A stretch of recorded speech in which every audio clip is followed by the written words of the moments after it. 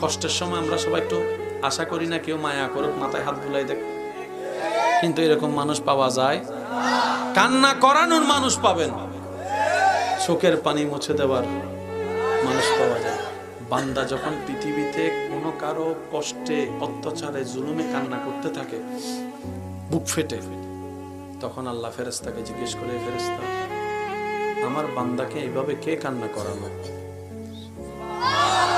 বুঝার চেষ্টা করো, কোন বান্দাকে যখন পৃথিবীতে কেউ কাঁদায় তখন আল্লাহ ফেরেশতাকে জিজ্ঞেস করে, ফেরেশতা আমার বান্দাকে কে কাঁদালো, সেইভাবে কান্না করছে কেন?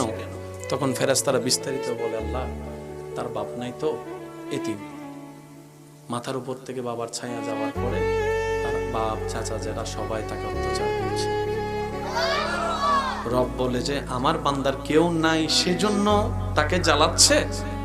ফেরেশতা তোরা সাক্ষী থাকিস, আজকে থেকে এই বান্দার সাথে আমি আল্লাহ আছি, আমি আল্লাহ আছি। সেজন্য আপনারা আজীবন শুনেছেন মজলুমের দোয়া কবুল কেন কবুল হয় জানেন?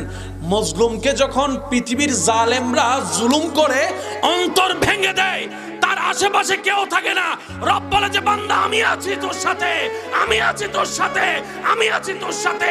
তোর ডাক বাবা শুনবে না, ভাই শুনবে না, তোর পক্ষে কেউ কথা বলবে না, আমি আল্লাহ কথা বলবো, আমি আল্লাহ কথা বলবো, আমি আল্লাহ কথা বলবো। এদিকে বান্দার চোখের পানি পড়ে মজলুমের অন্তর থেকে।